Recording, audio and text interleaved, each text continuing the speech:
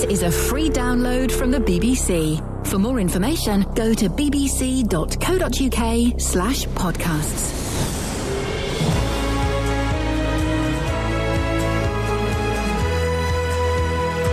Are we recording? Yeah. Hang on, let's just check. Just check. Shh. Beautiful. That's us. Welcome to the podcast. No messing around this week. We're getting straight into it.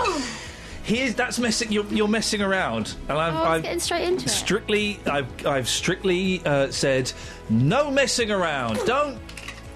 We are going to get straight into it. Across beds, hearts and bucks. This is BBC Three Counties Radio. What's the first clip, Kelly?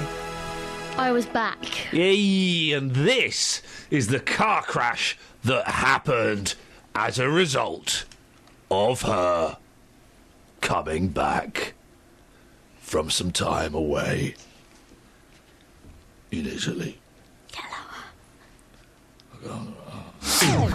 Kelly's back. You had a nice holiday, Kelly? Hello, I did. It was lovely. Great stuff. Where did she go? Do you know? Venice. Oh, isn't that nice? What did she see there? Pigeons. She's got a dog now. I know. What's it called? Dexter. She calls it Baxter. I know. Because she's mad. A bit crazy. We got that right, didn't we, Kels? Correct. Excellent stuff. I Catherine really missed her. Really missed her. Come on. Little friend. Oh. She's like my studio pet. Yeah. I told her to bring the dog in. Yeah. I told you to bring the dog in, didn't I? Did you? Yeah, well, yeah. I'm... So I'm hoping she brings the dog in. She better. Yeah, it'd be nice if she brought the dog in. We were just saying it'd be nice if you brought the dog in. Do you want me to bring the dog in? Would you? I'd like her to bring the dog in. I want a little stroke. I'd like her to bring the dog in, but then for her to go home straight away. Well, hang on a minute. What if he needs walking or pooper scooping? Paul Scoins. Yeah, fair enough. Let's go to Jeffrey in Bracknell. Morning, Jeffrey. Morning. Not today, Jeffrey. No milk. Let's go to Justin. Justin, where are you? Good morning, boss. You well? I'm fine, boss. Yes. Just not in the mood for a Jeffrey today. No, not in the mood. No. This week, I'm not going to say that. No, you said that on air. Yeah, well, that was different. I was in Innuendo Bingo with Scott Mills this week. Wait, what did you say? What did you say? It was... Well, wouldn't have been an innuendo. Was it us talking about the snake? no, it's from my other radio family. Oh. And I was talking... we were talking about how I can't belch. And a woman phoned up to say that she had been taught a method by Bruce Forsyth to make yourself belch, where you grab yourself, put your left arm over your right shoulder, and you pull. If you keep doing it, it makes you belch. And I said, and it wasn't an innuendo, I said it knowing it, and you can tell that I'm thinking of saying it, because I say kind of at the start. I say, so, kind of, how long do you have... No, so, how long do you have to, kind of, sit there tugging yourself off? And Scott Mills played it in Innuendo Bingo. Some men spat out water, and Scott Mills made a disparaging remark about me. What did he say? Well, it's good to know he's still working. It's all happening in BBC Local Radio. It's good to know he's still working. Anyway, Scott. Scott, we look forward to seeing you in about 10 years' time. Yay, buddy. I'll still be here. We'll see you. Earlier this week, we discussed the possibility of gay men and women adopting children. Well, and bisexuals. And transgenders. They weren't adopting bisexuals as far as we know. Well, some of you were up for it. Some of you weren't. And Joyce and Leagrave called in. Iain. Yes. You said it doesn't matter where little children go as long as they're loved. I think you should rephrase that. Go on. Yes, and I don't agree with people. Why should I rephrase that? You said it doesn't matter where they go as long as they're loved. It does matter where they go because they got their lives as well as being loved. Yeah, but if they're being adopted or fostered, then and as long as the people that take them love them and care for them, that's all that matters, isn't it? Not really, because they've got their lives to think of and plan for them as well as love. Tell me more. Well, I don't believe in gays having children. You said about adopting males having children and. Yeah, I don't agree with that because you've got a little life in front of them, and they're going to go through. Okay, the two of them, the male and female, will have lots of love and all the rest of it. Yeah, okay, but that little child, when it goes to school and as it grows up and everything, just think about it, Iain. You are planning their little lives, and is it fair? Why is it unfair, Joyce? Tell me that. I don't think it's fair because Well, tell me why. they have got to carry it on their shoulders. They will get ridiculed maybe by some children, as you do, but get bullied at school for any old thing you get. Yeah. And it's very hard for a little child to explain. Bullying you can explain, and fighting and kicking. But if kids want to bully, yeah, but they'll always bully. Doesn't matter if you got to yeah, but they've got a choice. The two males or females are putting that on their shoulders. But the kids might get bullied for being, in a care home. Yeah, well, that's okay because. But at least if they're in a care home, they go home and they cry. They probably wouldn't get that much attention. Why are you crying? Get on with it. If they go home to their gay dads, their dads can help console them and comfort them. No, there's not many parents that let children get bullied nowadays. Well, then the gay dads wouldn't let them get bullied, or the lesbian mums. No, it's a growing up with two males, two females. It's a lot to put on that little child's shoulders when they grow up. So you'd rather they stayed in a care home? No, I think they could get foster love and everything, and they could go out into the community, into clubs. From where? There aren't enough people fostering and adopt. There aren't enough people of any sexual orientation fostering or adopting. That's my idea of. So is the only concern, Joyce, that they might get bullied at school? No. What are the other concerns? I think as they grow up, they've got that on their shoulders and they can't talk about it to people. Why not? Surely Why haven't I got a mummy? Why haven't I got a daddy? Well, I would have thought that the two... Lots of questions. Yeah. You are putting on little children's lives which are just starting out. But surely the two gay dads or the two lesbian mums would sit down at an appropriate age and say, right, listen, Steve, the reason... there are two dads is because sometimes men and men love each other. No, I think it's changing the whole world. I'm sorry. I disagree. Are you concerned, Joyce? Because there are lots of kids, of course, that grow up with one parent.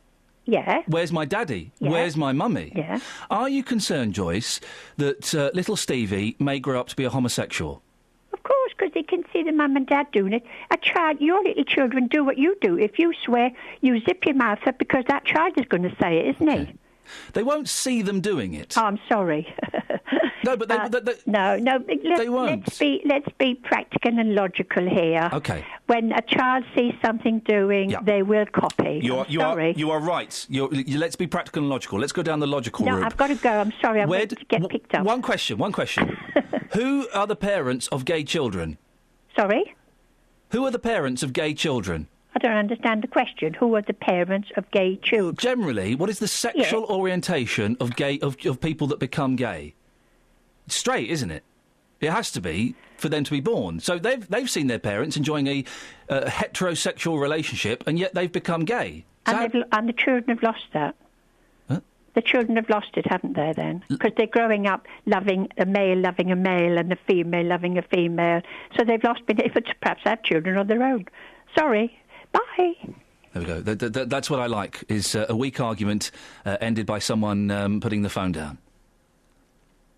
But you can't believe that children see what their parents do. Well, if your children see you, excuse my language, having sex, you're doing something wrong as a parent, whatever your orientation, OK? That should never happen. We all know that sometimes it does, and boy, aren't those awkward moments. But it shouldn't happen. But also, gay children, I would imagine, come quite often from heterosexual parents. So they've not copied and learnt the behaviour. 08459 455 555. Steve's in Luton. Morning, Steve. Morning, Ian. Steve, now, what's your view on this? Well, it's a ridiculous question. Of course, it's not right for gay and lesbian people to have children, especially not adopting children. It's not normal and it's not right, and the last lady was spot on. Tell me why. Well, what more reason do you need than the word normal? It's not normal. It's not right. The world is getting corrupt, and kids do learn, as the lady said, they do learn from their parents, they do learn from the media, and the gay and lesbian thing is just getting rife throughout the world. It's corrupting the world. It's disgusting, and they should not be allowed to have children. It's not normal, is it, Ian? It's quite simple, isn't it? Statistically, it's not normal. Statistically, no, it's not normal in statistic terms, but in biological terms, it is normal. It is normal. No, you're wrong, aren't you? You're wrong. It's not normal. Steve, you let me finish the lesbians sentence. And gays can't have children naturally If you let because me finish they're... the sentence. Go on. It is normal within society for a certain percentage to be homosexual. It happens in the human world. It happens in the animal world. Yes, but it's not normal for them to have children. That's the reason, because gay and lesbian people can't naturally have children because they're not normal. Okay, abnormal. So gay people are abnormal? 100%. This is very easy, and you'll have no argument against it for once, Iain. It's very, very, very simple. The word is normal. You keep saying the word normal. You keep saying... Steve. Can I finish my sentence? No, you can't, Steve, because you're talking complete and utter balls. The thing is, Steve, we're not saying about everyone being gay or lesbian. We are talking about a percentage of the population being homosexual. We're not talking about everyone becoming a gay and everyone becoming a lesbian so that the population dies out. There is a shortage of people to foster and adopt children who need to be loved and looked after and educated and nurtured. So why should those children have to suffer? Why shouldn't they go to gay couples, lesbian couples, who will look after them, who will protect them, who will love them? Why would you deny a child that, Steve? Because it's going to bring them up in the wrong household. They should not be subjected to it. The child would think it was normal when it's abnormal. Steve, now I've got to not be subjected to it. They won't be subjected to gay sex, will they? They won't be subjected to it. No word. They will see a man and a man or a woman and a woman being loving to each other, which is abnormal. So here we go. So you're not talking about the statistical abnormality of homosexuality. You're talking about the fact that it's wrong. It's wrong to be gay. That is correct. Yes. Okay. At last, we're finally getting to the truth. Fact, isn't it? It's an undeniable fact. No, it's not. It's an opinion. It's an opinion. It's a bigoted, old-fashioned opinion as well. I'll grant you that. It's a fact, isn't it? No, it's saying simple. Saying it's wrong to be gay is not a fact, Steve. That's an opinion based on misinformation and bigotry. It's not. What else? It's not wrong. It's not wrong for someone to love someone else. Doesn't matter what they get up into in the bedroom. If someone loves someone, if two men love each other, right? Why is that so bad? Why is that wrong? I've just told you it's not normal. No. We've got past the Steve. We've got past the word normal. We've now focused on the word wrong, which is I think is a stronger word and is a better word. Let's try moving on without you interrupting me. I'll let you speak, and I'll tell you why. It's very straightforward. If you're just going to repeat the same, Steve, if you're just going to repeat, no, because I want to lay down the ground rules. I'm going to lay down the ground rules, and then you can speak. And I'll even miss travel if you're making a good point. If you repeat the same argument again, we'll end the conversation. So I'm really hoping you can take this argument forward, Steve. Away you go. No, you're hoping you can cut me off because you know if I finish my sentence, you'll be wrong and you'll be proved wrong. Listen, tell Alice we may not get to her. Steve's going to take the argument forward. Steve, away you go. You'll cut me off. Steve, away you go. You haven't let me finish my sentence, which I will try and start now, but I'll say goodbye because you will cut me off before I finish it. If you repeat the same argument, I will let you go, but if you can take the argument forward, then we can talk until 8 o'clock if you want. I have to start with the same premise, but you OK, well, lay down that premise again, although we've got it, and then take the argument forward, if you can, Steve, beyond it's wrong to be gay. But I'm going to try and explain that because you said I am wrong, and I'm not wrong. It is abnormal, and the world would die out. There's a starter. The world would die out. We've done that one. Next. Yeah. Take the argument forward, Steve. That is my total proof. That is end of the conversation. That proves it's not normal. Steve, why would normal end the world? Steve, you're right. That's the end of the conversation. Tell Alice we will get to her. Couldn't take the argument forward. Went back on a point that we'd already addressed, that we're not talking about everyone becoming gay. We're not talking about everyone becoming lesbian. That wasn't the point, Steve. I thought we'd ascertained that and got beyond that.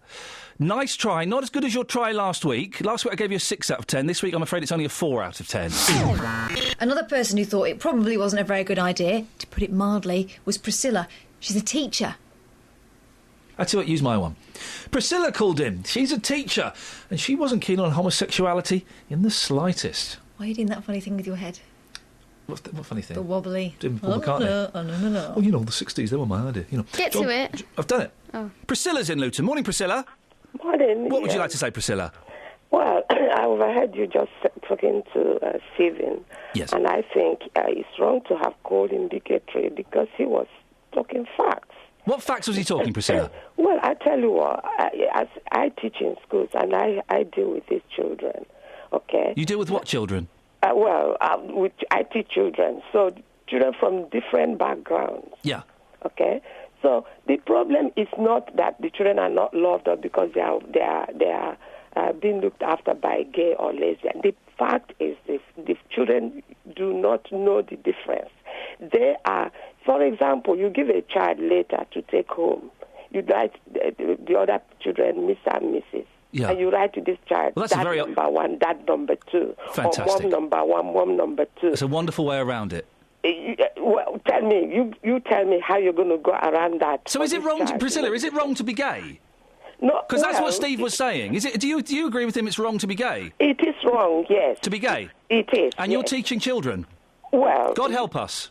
Seriously, Priscilla, God help us. If you're teaching children, how old are the kids you're teaching? Well, I teach all ages. To be honest with you, I teach up to 18 years. Permission to speak freely, Priscilla. The important thing, let me tell you, Ian, the important thing is to tell the children what is normal. Then the child has a child.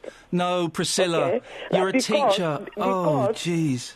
I tell you what, it is not normal. It is not, you know it, that's why you have children. You know it, Ian. That's why you have children. I know statistically. But it doesn't mean that people haven't got a right to their lifestyle. You can live any lifestyle, it's entirely up to you.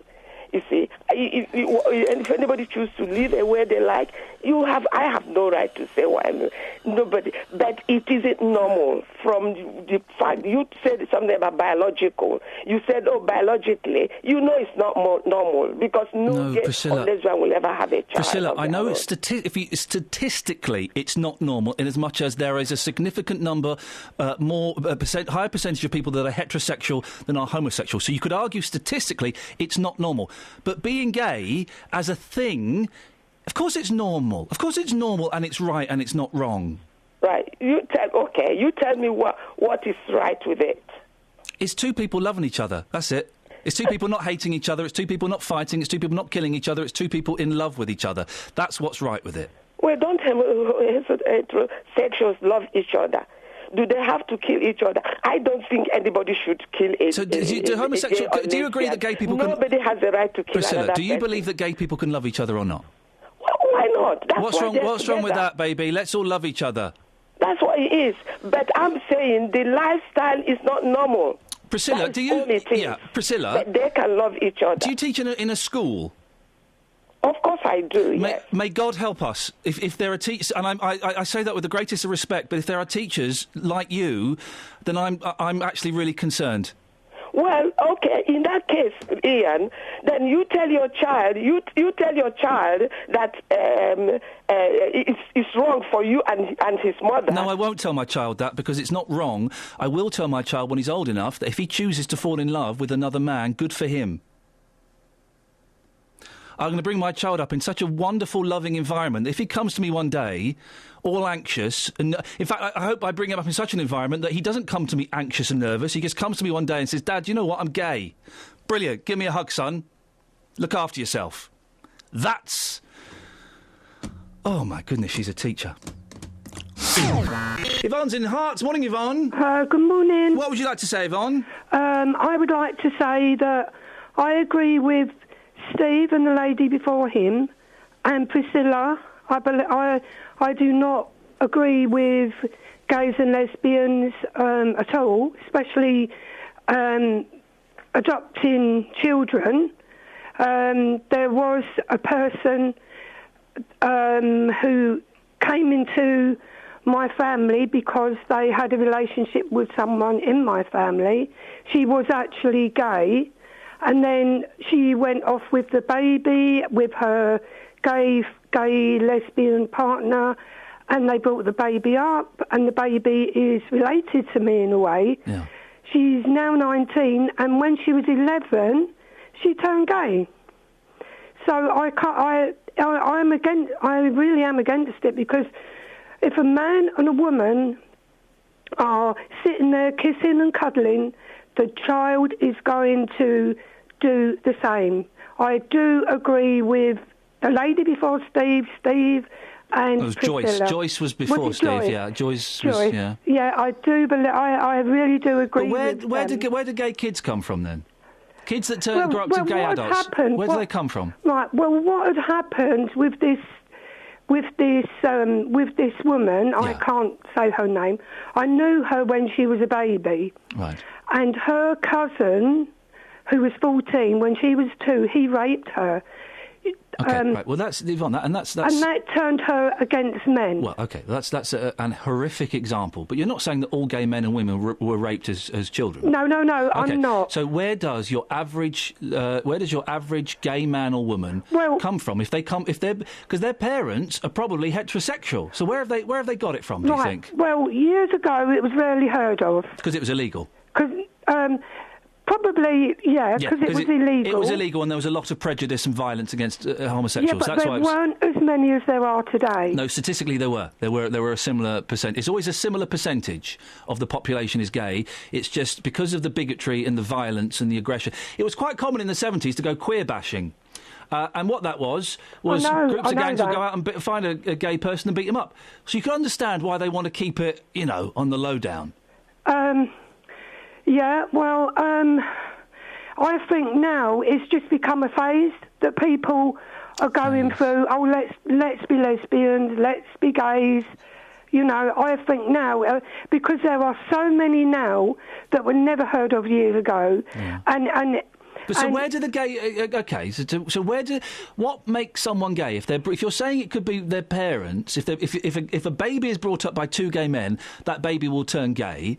Then where I really do believe so. Okay, but then where do other gay people come from? They can't all be going through a phase. They can't all have been sexually abused as children. So if they've got heterosexual parents, why are they turning gay, Yvonne? Tell you the truth, I don't know. As I said,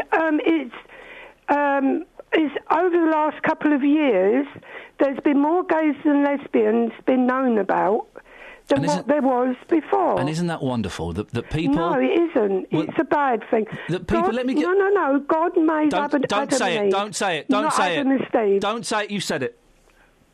Okay, bye. See? She said it. Tonight I celebrate my love. Well, this song really has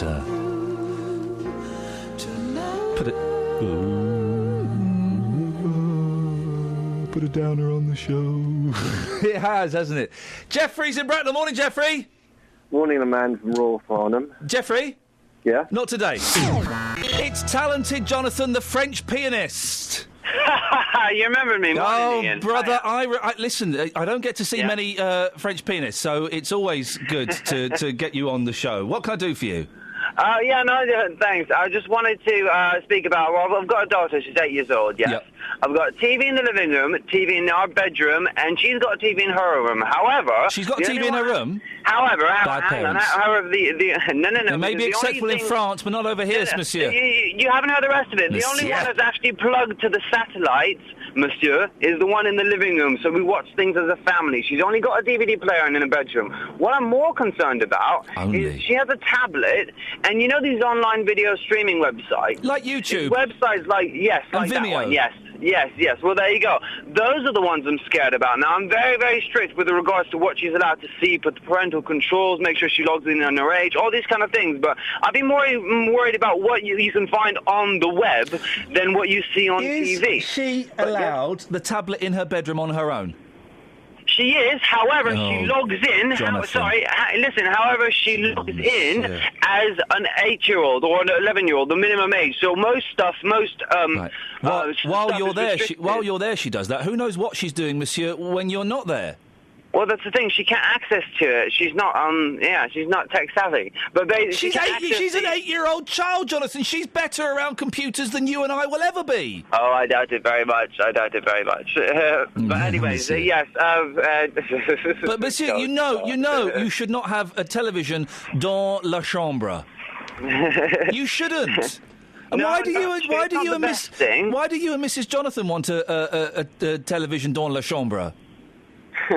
Well, we have it because we watch our TV series in the evening together. That's what we do. But with regards to her having TV in her bedroom, she only watches the occasional programs recorded on DVD or Why can't you watch that kind of thing. your television programmes dans le salon?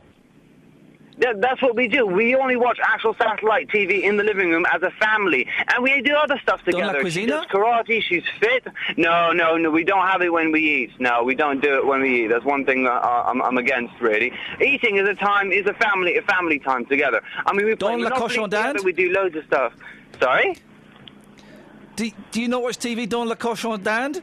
Cochon d'Inde, that's guinea pig. Why are you talking about guinea pigs? Do you watch TV dans la pomme de terre? La pomme de terre. I don't have a garden, no, so I don't grow any potatoes in my garden. Okay. Je parle français très bien. Je le suis français fier de l'être. Donc, thank you. Very rude. I will not be spoken to like that on my show. Do apologise if anybody was listening. What did he say? That he was French and proud. Oh, I thought he said something completely different. I do apologise. My French is a little bit limited. Excuse it. Merci beaucoup. Ça va? Oui, ça va très bien. J'ai 2 ans. No. Earlier this week, I was giving away dead rock stars. You called in your hundreds to claim your dead rock star. I started it, so I had first dibs, and I went for the most mystical of all the Beatles, the heavily Indian-influenced Mr. George Harrison. But then, political reporter Paul Scoins called up and was like, no, I want Harrison. And I was like, no, I want him. And Scoins was like, no, let me have him. I was like, no, why should you get him? Well, he had some really good reasons. Political reporter Paul Scoins is on the line. Paul? All right. Yeah, I'm all right. Morning. You all right? Yeah, I'm okay. Oh, he's got his fighting voice on. Yeah, what are you doing? I'm walking to the train station. Now, little bit of, I don't want to say cyberbullying, but I'm going to say cyberbullying from you this morning on Twitter. That's a ludicrous accusation. I wish you to withdraw it. Otherwise, I'll do some actual bullying. I've got screen grabs of the aggressive messages you sent me. You want George Harrison? You can't have him, sunshine. He's mine. No. I'm claiming Harrison. Tell me why you think you deserve Harrison, then we'll put it to the vote. Okay, I deserve Harrison because I've played several Beatles songs to him. What? And he's commented how like the Beatles, the band I played in, sounded. So, Well, hang on a second. I win at least 3 of the Beatles because they were all there. Hang on a second. You played what? You were in a band? Was this on your steel drums? Yeah, it was a steel band, the steel band. I'm going to correct the Ratcliffe Rollers. So you were, what Beatles songs did you play on the steel drums? Obla-dee, obla-da, it's got to be, hasn't it? It was that, yeah. Yes. Sounded so much cooler when we thought it was a guitar. Lady Madonna. I mean, admittedly, they weren't in the finest of the Beatles canon, but and I think there was another one, possibly Yellow Submarine, but I can't remember it now. And how many Beatles were there when you played this? Well, I'm saying 3 because I'm counting George Martin as a Beatle. Oh, wow. So who was the other actual Beatle? Ringo. Okay, no, my 2 favourite Beatles. Okay, I'll give you George Martin. He was indeed one of the many 5th Beatles. Yes. And what, George Harrison came up to you afterwards and spoke to you? Yeah, they all did, on 3. You spoke to the 3 of the Beatles? Yeah. No. They did a speech afterwards, didn't they? They said, thanks for inviting us, you were very good. No, he came up and said, hey, guys, that was great. Not in that kind of... They weren't from Birmingham, but, they... Well, do you know what, Paul? I don't even need to put this to the vote. It's with the greatest of regret I hand over George Harrison to you, Paul. He's yours. Oh, I will look after him. You promise you will? And his glass onion. I will... Will you love him? I will love him. And protect him? Always. Forever and ever. George, I'm giving you over to Paul, and this is your new dad. Thanks, Paul. Come with me, George. Come with me. Oh, that sounded a bit... I'm regretting it now. Who are you going to have instead? Oh, I don't know. I genuinely... I know. Johnny Cash? No, I don't want Cash. I feel... Too much responsibility. I don't think I want to play this game anymore. Why? Because people will nick them off you. I feel a bit sad. I genuinely feel... Do you want another coffee? Yeah, please, mate, thanks. Powerful one. Thanks for being there, Catherine. Thanks very much indeed. Albert called in. This is what he had to say, with his words and voice. Morning, Ian! Yeah, you're drinking the same stuff that we've got this morning. drain cleaner. Yes. Can't beat it. Yes, you can't beat it. What, you'd like a dead rock star, would you, Albert? Yes, I would, please, and I've got an absolute corker for you. Go on, then. Marilyn Manson. Sorry? Marilyn Manson. She clearly died years back. Are you... I think... Do you want to tell him, or shall I, Kath? Well, are you sitting down, Albert? Yes. Marilyn Manson's a fella... Hey? And he's still alive. No. You've seen the colour of her skin and her hair and her eyes hanging out and everything. She's definitely a man. No. And she's definitely alive, Albert. So I'm afraid you can't have Marilyn Manson. Oh, for goodness sake! Who's misled me? I don't know, Albert. I just don't know. And very quickly, Kelly, give me some comps. Some comps. Lynn in Bletchley called in. Yeah. She said, all right, love, I saw... She doesn't speak like this, but I'm just going to do it in that voice, I'm going to do it in this voice. I saw Iain on that advert. Isn't he handsome? Oh, I love him. He's such a good man. And I love all you girls as well. I love it. I tell all my friends about it. Did she actually say four? Four, no. Oh. She doesn't talk like that either. But she said something like that. But she anyway. said, yeah, it was along those lines. Let's just go to the travel show. Earlier this week, we heard incredible allegations against members of Bedfordshire Police. The story is that Farouk Ali, who is a gentleman with autism and the mental age of a 5-year-old, was beaten up, pushed and punched by police officers. Well, that's the story we got from Farouk's brother, who came on the show. Later on in the week, there was a meeting in Luton to discuss this and to discuss rising tensions between the community and the police. Ollie Martins came into the studio. The Bedfordshire Police and Crime Commissioner put forward what he was doing to sort the issues out. A couple of questions that we've had from listeners. Not everybody was at the meeting that was supposed to be at the meeting last night, were they? Why is that? Not sure what you mean. Well, I've forgotten the lady's name, which is why I'm just... Colette was supposed to be there. You've forgotten the Chief Constable who you interviewed. Ollie, listen, she was very, very charming. I've forgotten her name, yes. Colette, she wasn't at the meeting, why not? It was told she was going to be at the meeting, why wasn't she there? She was represented by senior police officers. Why wasn't Colette there? Why? Well, I was there. Why wasn't Colette there? It was people were told that Colette was going to be there. They felt disappointed. They felt let down that she was. They were told that she would endeavour to be there. Okay, but why wasn't she there? Because she had other commitments. What was she doing that was so important? She is responsible for policing the whole county, for crime, for counter-terrorism. It has been alleged. alleged An extensive range of duties, Ollie, but that doesn't mean that she doesn't take this extremely seriously. It has been alleged that an autistic man with the mental age of a 5-year-old was beaten up by police. Surely she should have been there. That was an important thing. What was she doing that was so important? I'm not responsible for managing her diary. OK, so you don't know where she was? No, I don't. You didn't ask her to be there? No, I mean, I'm there as the person that is responsible for holding her to account. The Assistant Chief Constable was there. Officers who are directly involved in the investigation and in handling this matter were there. People felt disappointed the Assistant Chief Constable was there, not the Chief Constable. And you can understand why they would feel disappointed. There's a lot of tension in the community. People were disappointed she wasn't there. I think the force was represented at the appropriate level. I think the Chief Constable is taking a very close interest in this. You don't know where she was? The Chief Constable has written to the family. The Chief Constable has offered to meet the family. I think that she is properly engaged in this matter. You don't know where she was? No, I don't know where she was. I'm not responsible for her day-to-day management or the management of course you're not. But if she was that is not my role as police and crime commissioner. No, of course it's not. But I am there to hold her to account, and I can assure you that I will be doing so. No, of course you're not responsible for her diary, Ollie. But this is such a big thing that it must have been something pretty. Did you not ask her why can't you make it? Did you not ask her where she was going to be? I think that the force was represented at the appropriate level, and the right people were present at the meeting. But the public don't think that, and this is all about, isn't it? It's all about trying to soothe the public and speak to them and understand them. You've gone in already, several points down, by Colette not being there. Did you not ask her where she was, why she couldn't make it? I don't think that whether the Chief Constable was there or not is the issue here. So you didn't ask her where she was? It's one of the issues. I was representing, I was there, in my role as Police and Crime Commissioner. I am the person who is responsible for holding the Chief Constable to account. The force was represented at a senior level. and I'm satisfied with that situation. Lots of people last night were very surprised that you were talking about elections. What was that all about?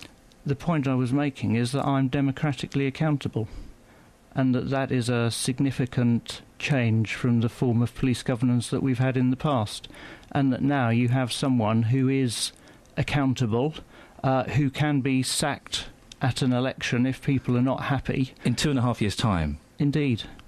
People want action now, though, don't they? They don't want to wait 2.5 years. They want action now. And I will ensure that this matter is properly investigated, that there is accountability, and that is my role as Police and Crime Commissioner. And if the point I was making is, if in 2.5 years' time people are not satisfied, then they can express their view through the ballot box. And that is not something that people were able to do. There was no direct democratic accountability for the police before the advent of Police and Crime Commissioners, and that is the point I was making. OK, so your responsibility is to hold people accountable. What are you doing?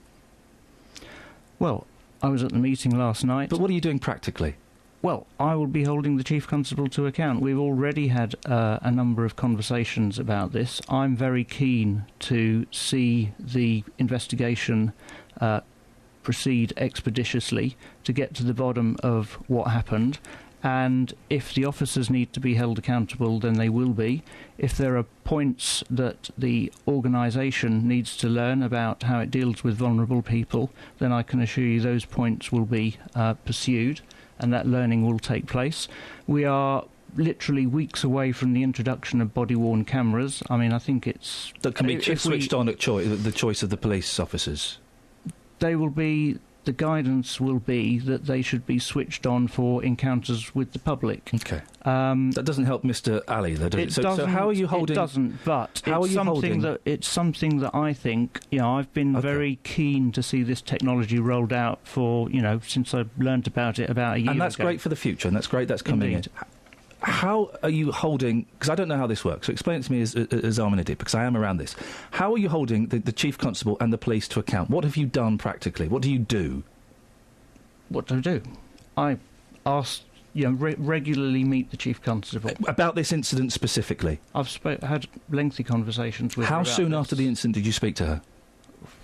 I don't know, last week sometime. OK, so a week after the incident. And what do you say? What's going on? What do you meet up with her? How does it work? Yeah. I was like, what's happening? How quickly is it going to be investigated? In fact, a lot of the similar questions that the public were asking last night. And what answers have you had?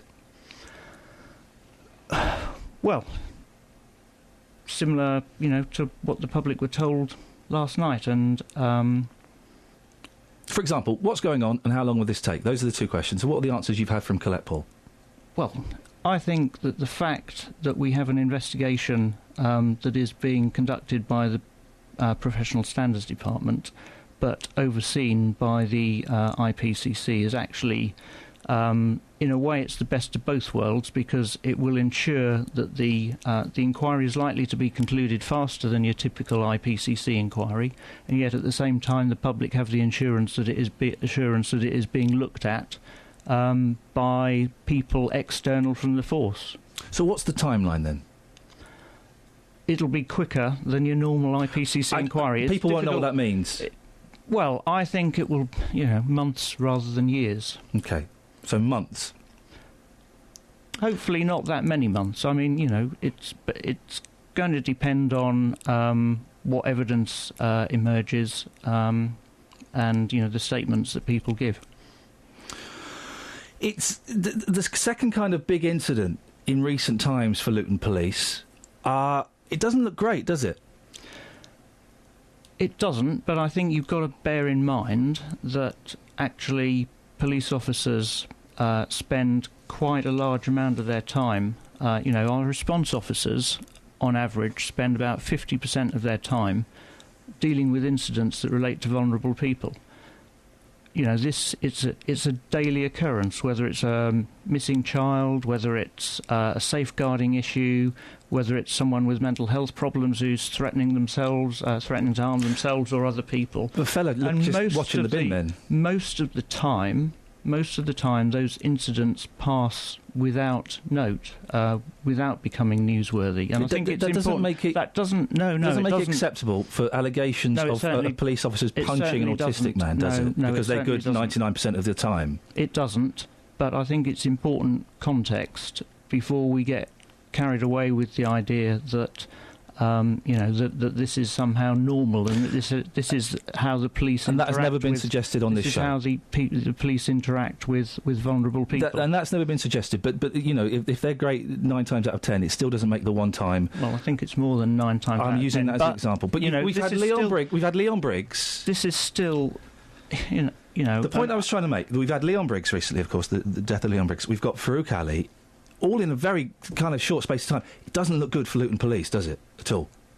In terms of what I'm trying to do, building the strongest possible relationship between local communities and their police, this is, the last thing I need. But that is exactly why I take this very seriously and why I'm absolutely determined to get to the bottom of what's gone on with these incidents. And you're doing that by making a few phone calls? I do that by regularly holding the Chief Constable. Have you seen the evidence? Have you seen the photographs of Farouk Ali after the incident? I have, yes. What did you see in those photographs? I saw bruises and abrasions. Okay. We've had Leon Briggs, Farouk Ali, of course, the investigation into your misdemeanours. We've had people this morning asking, are you going to stand down? Are you? I think it was interesting last night, which was, of course, a very heated public meeting.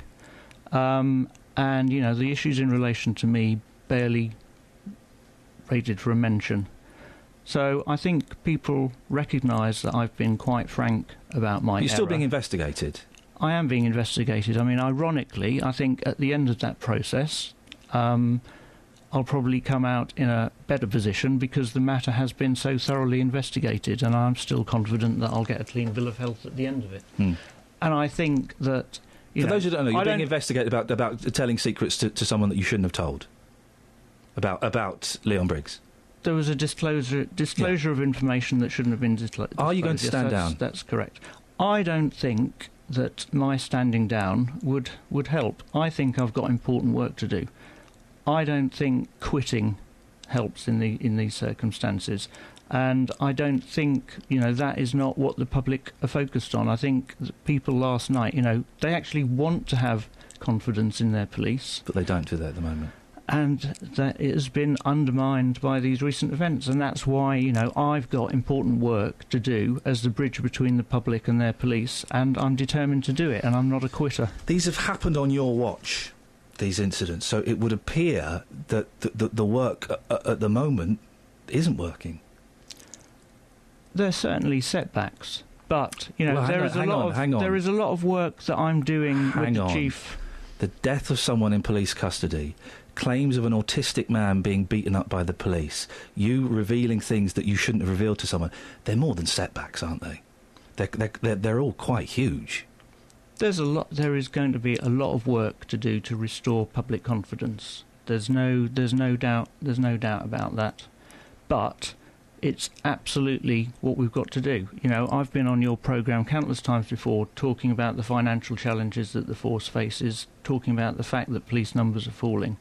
The only way we can keep our county safe is to have the highest level of public confidence in the police that we can get, to get the closest working relationship.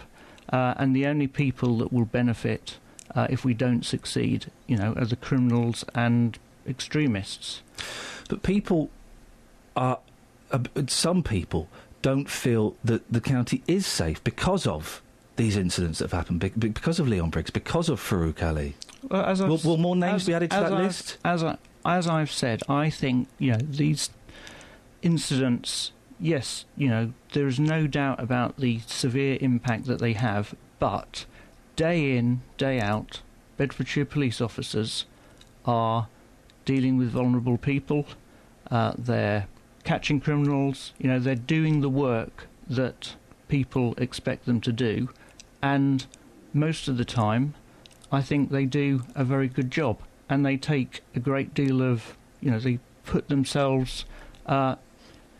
in dangerous situations to do that, and they're very committed. Now, I want to find out what happened in these incidents to get us the circumstances that we've seen. But we shouldn't lose sight of the fact that most of the time Bedfordshire Police serves the public of this county very well. Are you confident that more names won't be added to that list? Leon Briggs, Farouk Ali, is it going to end there? Well, I certainly hope so. And that Are you confident? It would be my expectation. Yes, I mean I've got to know the force pretty well in the last 14 months as Police and Crime Commissioner. I've met a lot of officers. I think they are a very committed group of people. I think that most police officers will be as mortified as anyone about the circumstances that we've seen, but we've got to allow the investigations to take their course, and we've got to get to the bottom of what happened and understand what happened without jumping to conclusions. Are you as surprised as I am that the two officers haven't been interviewed as part of the investigation? Because if I went out and punched someone, or if I went out and knocked someone over or if I went out and did something wrong, I'd be interviewed immediately. And yet 2 weeks into the investigation, they've not been interviewed. Are you surprised by that? I think, as you've heard, they've been asked to give an account of their actions, and now the investigating team have gone away to collect statements and to look at the evidence. Once the evidence is assembled and once the investigating team have built up the information that they need to understand the incident, that is the appropriate point to interview the officers. Okay. So you're not surprised they haven't been interviewed 2 weeks into the investigation? That doesn't surprise you? No, I mean, I think the point at which you interview them is once the investigating team have got a full picture of what happened. And that means, once they've got that comprehensive picture, they know the questions that they need to ask the officers. And witness statements haven't been gathered? Is that surprising? Or is that standard practice in an investigation? I think, as you've heard, door-to-door inquiries have been undertaken. I think the investigating team will know who they need to get statements from, although I would say if there are people who haven't been contacted by the police who did see what happened, then they should contact the force by ringing 101. Are you happy with Luton Police Force? As I say, by and large, I think Bedfordshire police officers do a remarkable job. I'm not happy that incidents like this happen, but when you're doing a difficult job, sometimes things go wrong. I feel that Kath's not been in this one, and I like that. No, I just... Now, what are you doing that face for? You can't. It's all faces with you these days. It's all faces with you. You can't prove it. Well, I can, because I'm taking a picture with my Google glasses, my Google Eye. Well, we definitely don't want her in it anymore, Kelly. So, Dennis's phone line, what's that going to be? It's echoing. Oh! It's this. I really wanted to talk to you, Iain, about your conversion to meat eating. OK, I'm going to get rid of these. There's a weird echo on your line. How do you... Are you stood next to, like, an echoey thing? Are you stood next to a ravine? I've turned the sound up so I can hear your beautiful voice. Are you on speakerphone? Yeah, no. Yeah, well, I suppose I am, yes. All right. Well, I can go to the toilet and still talk to you. No, OK, well, this is why... What do you mean you didn't know if you're on speakerphone or not? This is why your phone calls are always echoey. Are you always on speakerphone? Don't forget I'm an old man and I've only just learned to switch the light on. Pick up the phone, you lazy so-and-so, and talk to me. Yes, I'm talking to you now. And look, it's not... Oh, it's echoing a little bit. Your phone's rubbish. Go on, what do you want to say? Well, I wanted to say to you, when you were eating all this vegetation, did you have something put in there to make it taste like meat? Occasionally I'd have meat substitutes, but not very often. Occasionally, yes. See, one thing, I worked in an office with a chap who was a vegetarian like you, and believe you me, it was ghastly. We daren't strike a light in the office, the bloody place had blown up. It was so full of methane. And do you realise, do you find people are avoiding you when you're on your vegetarian? I have to say, right, listen, you brought this into the conversation. I'm sorry if you've got young children listening. Be prepared to... that mum, be prepared to take another picture of your kid's face. Since eating meat, and I'm going to use indoor language... Yes. Since eating meat, I have been doing the worst blow-offs I've done in a lifetime. I mean, just incredible. I've never heard or smelled anything like it.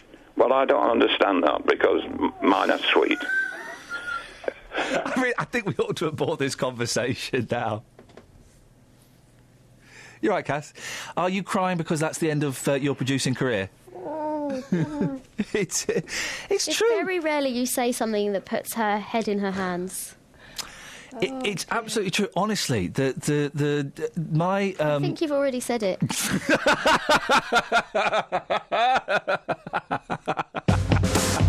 Across beds, hearts and bucks. This is Iain Lee. BBC Three Counties Radio. Justin, just really meaty trumps. I know what you're talking about, boss. I know what you're talking about. I'm going to try my steak and gorgonzola sauce. I think you sent Kelly a video of that once, didn't you? Yeah, I think I did, actually. Yeah. Now, yes. Thameslink... Come on. Control yourself, boy.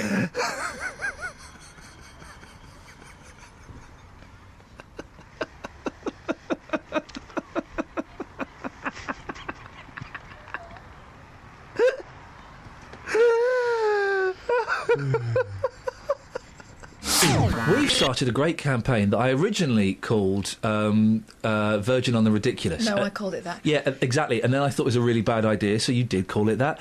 But now I've called it Dirty Verges, like in the pop song Dirty Virgins by Paul McCartney and Madonna. So, is that it? So, and I even wrote a top tune for the girls to sing. Hang on a minute. Did you? Yeah. You wrote that? Yeah. Is that the way you remember it? No. What about our dance moves? Did you? I choreographed that. You did? I'm my own little Bob Fosse. So show us what we did then. Yeah, go on. In fact... Dirty Virgins. Woo! Virgins? No, we were singing about verges. Wow. Dirty Virgins. Do the rest. Picking up a bottle of Coke and a bag of dog poo in your coat. I made it through the wilderness. Can we fade him? Yeah. That's just rude. Anyway, have a listen to this. I've got a song for you. Oh, for goodness! Listen, we've got some very important visitors from a local school coming in any minute now, and they're coming in to experience the thrust, the bite, the excitement of a live news show, and we're doing jokes in Spanish, and we've got Lynn in Hemel with a song. Sorry. Oh well, we've got nothing else, Lynn, so we might as well have it. Go on. Oh, go on then. It's based on madness. Oh yeah. Right. Yeah. Dirty verges, dirty verges, dirty verges, we don't want them. No? It's the best I could come up with. It's quite early. Yeah. Let's just hear the girl. What was the girls' one again? Girls, where you go? Dirty verges. No, there's better. Clean for the very last time. Dirty verges. Pick your stuff up. You filthy swine. Okay, I'm going to let them go. Obviously theirs were a lot better and they've got nice voices. I never thought I'd say it, but their song is actually better than another song, that other song being yours, Lynn. But yes, I'm sorry, I think you're absolutely right. Could you give us a call tomorrow with and try again? Possibly. Okay. I don't listen. I feel like Simon Cowell now. I feel really gutted now. You've not made it through to boot camp, Lynn. Oh, well, hey-ho. Yeah, keep trying. Maybe we'll see you next year. Jeffrey's in Bratton. Morning, Jeffrey. Morning. Jeffrey, not today. Right, Kath, I'm done. Could you finish up the podcast for us, please? No. No, just finish it up. No, I'm not doing it. Just finish it up. It won't be on it. It won't be on it. You can't both just leave. Finish it up for us, Kels. So I could say anything? Yeah. All right. They've actually just left the building. That was Iain Lee's podcast. I wouldn't bother downloading it anymore. Scott Mills has got quite a good one, and I think there's some great ones on 5 Live and Absolute as well. Thanks for listening to this free download from BBC Three Counties Radio, your local radio station for beds, hearts and bucks, on FM, AM, digital radio, and online at bbc.co.uk/3counties.